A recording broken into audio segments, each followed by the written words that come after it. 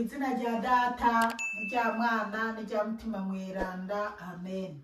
Bene wacu dusangira urugendo rugenda mu ijuru ndabaramukije mu izina rya Yesu Kristo nitugire Kristo. Dusabikanye ijambo ry'Imana riri muri Bibiliya mu gitabo c'Abanyaroma ku kigabane cyaho cya mbere kuva ku karongo ka 24 kugeza ku karongo ka 28. Ijambo ry'umutwe riravuga ngo abantu bacumuye nkana ku Mana. Nico gituma kubera ibyipfuzo bibi by'imitima yabo Imana yabatereranye ibiterasoni byonona imibiri yabo kuko bari bahinduye ukuri kw'Imana ikinyoma kandi bagasenga ikiremwa bakagikorera mu kibanza c'umuremyi we akwiye kuninahazwa mu myaka yose amen. Nico gituma Imana yabatereranye ibyipfuzo biteye isoni gushika naho abagore babo bahinduye uburyo bubereye bwo gukoresha umubiri wabo bakawukoresha mu buryo butabereye kamere y'abantu. Abagore niko kuko bararetse gukorera abagabo niko kuko bararetse gukorera abagore babo ibikwiye baja mu byo kugomwana, umugabo agakorana ibiterasoni n'uwundi mugabo kandi bagaca baronka batyo muri bo impera ikwiye ubugaba bwabo. Bitaye ko kubera ko bapfishije ubusa ubumenyi bw'Imana nyabwo bari kuzigama, Imana yarabatereranije ubwenge bwabo bw'ubusa ngo bakore ibitabereye. Bene wacu muri Yesu Kristo, iri ni ijambo ry'Imana, dushimira Imana, aleluya, amen.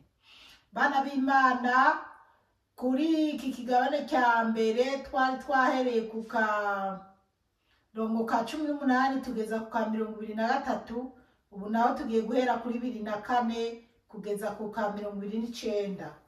Twari twabonye kuri 23 haravuga ngo kandi ubu ninahazwa bw'Imana idapfa babusubirije ibishusho by'umuntu apfa, iby'inyoni, iby'ibikoko by'amaguru ane n'iby'ibinyogomba.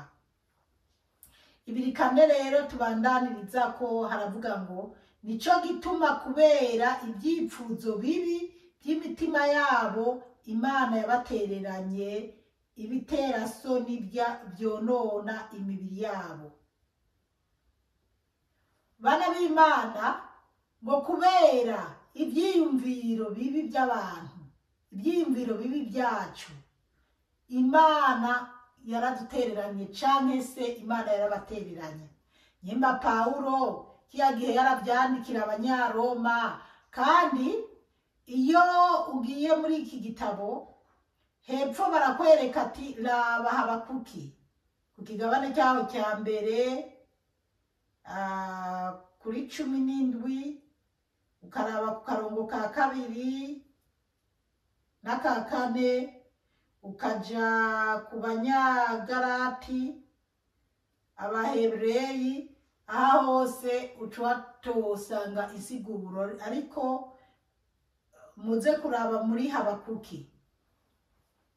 Rero aha muri Habakuki hari imbere ya Yesu. Ingene kandi ntitwirengagije ibyabaye imbere ya Yesu kuva kuri Sodoma na Gomora, kuva kuri Nowa. Rero aha naho Paulo arabwira abantu, arababwira mu makete ariko arandikira aba Banyaroma, arababwira kubera ibyiyumviro byabo bibi bononye imibiri yabo, cyangwa se bafashe ibigirwamana babihindura kubisenga, babihindura ibikoresho bidakwiye gukora uko Imana itabigenye. Ngo niyo mpamvu Imana yabatereranye ibyiyumviro byabo bibi. Kumwe kuri audio duherutse nari navuze ati abantu hariho aho bavuga ubujuju, biyita abanyabwenge kandi ari bijuju. Rero abantu kubera bigira abahinga bakigira abanyabwenge, niyo mpamvu Imana ibihorera, kuko hari igihe abantu dusara ukabona birarenze aho Imana yibereye mu ijuru irabira mu madirisha ikaraba ikavuga ati reka mbanze nabareke babe barikorera ibitutu nze ndaba amaherezo yabo. Ubwo rero ngaha nico gituma kubera ibyipfuzo bibi by'imitima yabo Imana yabatereranye ibiterasoni byonona imibiri yabo. Imana yabatereranye ibiterasoni byonona imibiri yabo, harimo bya bibwa, harimo ibikoko, hari n'ibindi dukomeza kuza kumva. 2:5 hakavuga ngo kuko bari bahinduye ukuri kw'Imana ikinyoma kandi bagasenga ikiremwa. Kuko bahinduye ukuri kw'Imana, ibyo Yesu yatwigishije, ibyo abahanuzi bagiye bavuga, babiciye amazi barabihindura, bo bishiraho ibyabo, ibije mu mitwe yabo, ibyiyumviro byabo biba ari byo bashira imbere, bakumva ko iby'Imana bitakwiye guhabwa agaciro. Imana idutabare cyane kandi duhe kubitahura cyane, kuko bica byumvikana neza iyo uri kuraraba mw'iyi si ibintu n'ubugome buhari bwo gufata ibintu byiza Imana yagize neza bakabihindura bikaba bariko barabigira pirate gusa. Imana idutabare cyane. Igihe bariko barubaka Babeli bavuga ngo twiyubakire mpaka tugere mu ijuru. Mugabo Imana iraraba ati aba bantu reka nabacanganye, aho yiyicariye mu ijuru idahagurutse birahinduka. N'ubu abana b'isi baronona ibintu Imana yabaretse ati reka nabareke babe barikorera ibitutu, amaherezo nzuraba. Imana rero ngaretse ubusazi bwabo n'ibyo twigira bitajanye, bagasenga ikiremwa, bakagikorera mu kibanza c'Umuremyi. We akwiye kuninahazwa mu myaka yose. Amen. Bagasenga ikiremwa ngo bakagikorera, kandi bari bakwiye gusenga Imana yo yaremye ijuru n'isi, akagerera ko ngo amen. 2:6 bakavuga ngo nico gituma Imana yabatereranye ibyipfuzo biteye isoni gushika naho abagore babo bahinduye uburyo bubereye bwo gukoresha umubiri wabo. Imana yarabihoreye ubujuju bw'abantu, Imana yararekeranye. Abagore barahindura uko Imana yaremye Adamu na Eva, bamaze gucumura ikabareka ati okay, ko mwarinze mukora ibyo bidakorwa basi nimubane, mugabo mugore uzovyara urushe, nawe mugabo bizogenda ukunuku nimubane.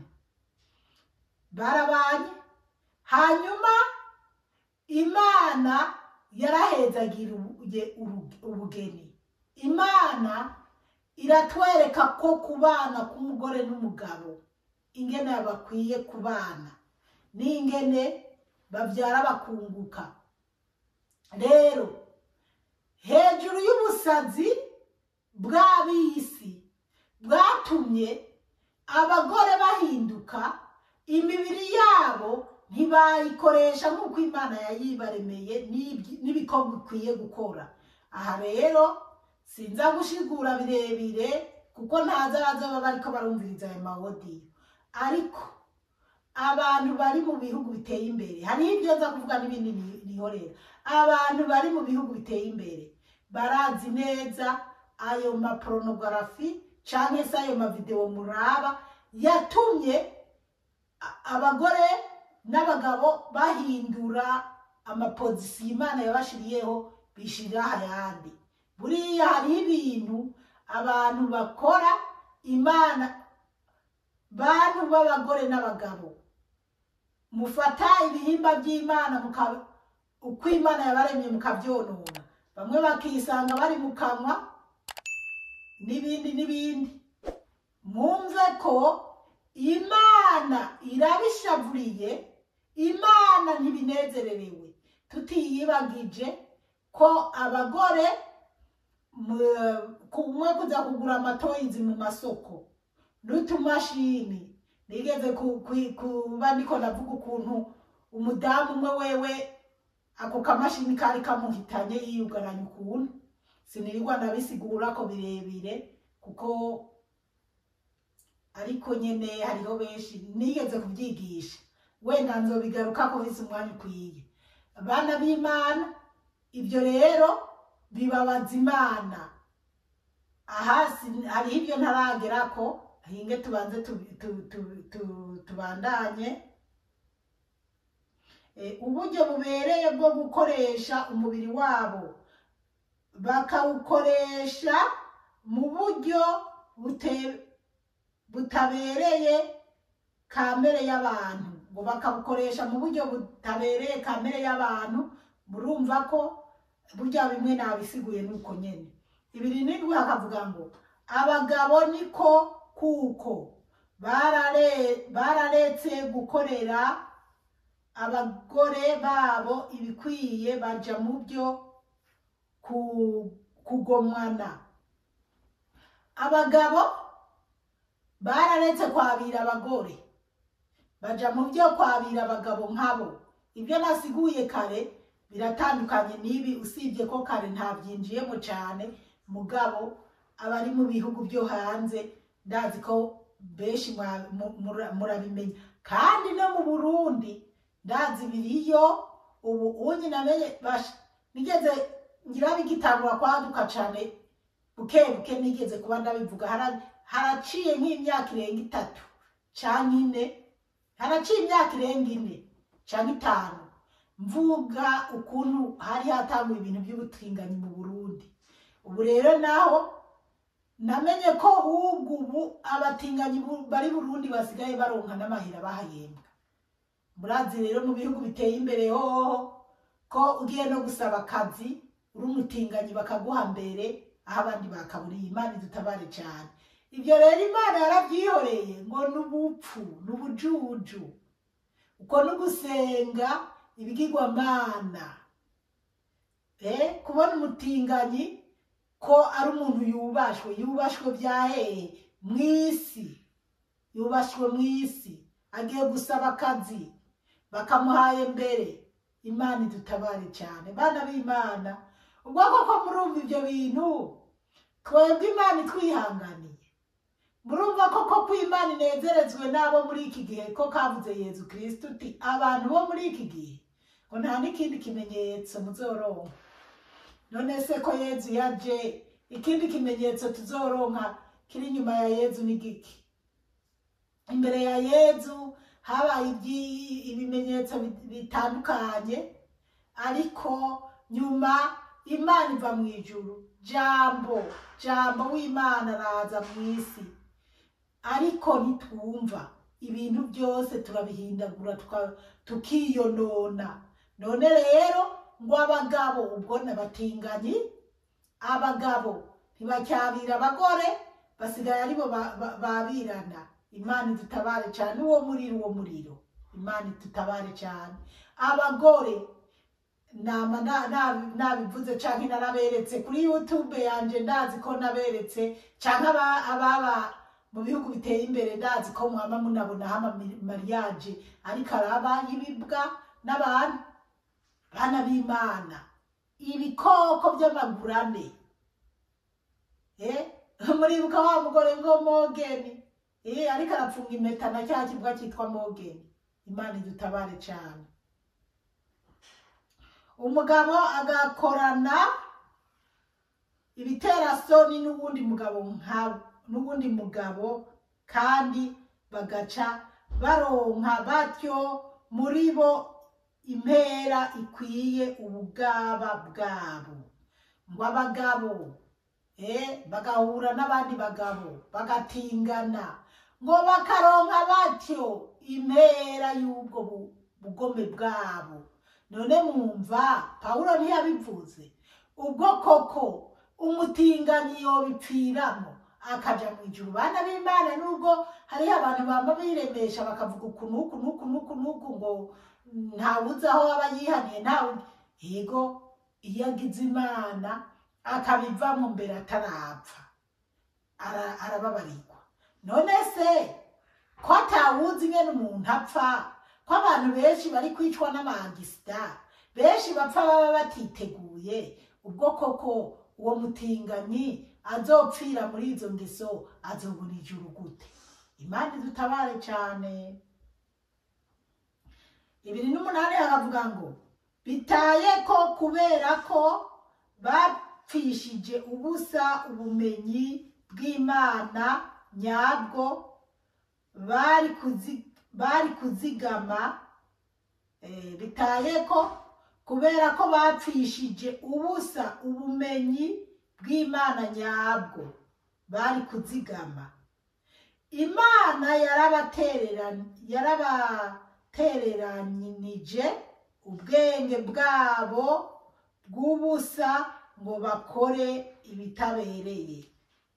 Kubera ko bari kuzigama ubumenyi bwabo bwiza buvuye ku Mana, Imana ikabakunda, ikabatetesha, ikabagirira neza. Ariko ngo kubera ko ubumenyi bw'Imana bw'ukuri Imana yabahishuriye byose bakabigwiza n'ubusa, bakagira iki n'iki, bagaca bahindagura, ngo byatumye Imana yabatereranye, ngo irabihorera ubwo bwenge bwabo bupfuye, ngo irabatererana. None bana b'Imana, mweho muri ko muraraba iki gihe turimo, siko bimeze. Imana yaradutereranye nukuri. Imbere ya mu 80, mu 90, imbere ya 90, izo ngeso z'ubutinganyi, ibyo bintu nta byapfa kuvugwa, ntibyavugwa cyane. Wenda mu bazungu nyene mu bihugu biteye imbere byariho, ariko nyira ntibyari bikabije nk'iki gihe, kuko nyina ashika ngaha muri iki gihugu ndimo sinakunda kubona amamodoka yirirwa aragira ubugeni bw'abatorana abakobwa ku bakobwa canke abagore ku bagore canke abagabo ku bagabo, canke ngo mbone abariko barapfunga impeta n'ibibwa n'ibikoko. Ariko ubu ni byinshi, nta zindi mpeta zikirangwa nk'iz'abakobwa ku bakobwa canke abagabo ku bagabo, canke ibibwa n'abantu, ibikoko. Imana yo mwijuru duhe kubitahura cyane. None bana b'Imana, murumva turiko turavahe tujahe? Rero ngo Imana yaratereranije abantu ubwo bupfuguru bwabo nyene bibaza ngo ni ubwenge, si ubwenge namba. Abandi ngo ni sayasi, nyimba ari sayasi. Bana b'Imana, naciye ubwenge, inzi neza ko atamwana w'umukobwa yopfa kugendana n'umuhungu, umwana w'umukobwa akiri munsi y'imyaka, mbese ataragera kuva kwa base ngo agende kwibana n'umuhungu yamara imyaka na 30 canke 20 akiri mu nzu yo kwa se, akava mu nzu kwa se ari uko agiye kurongora, yatoye umugore.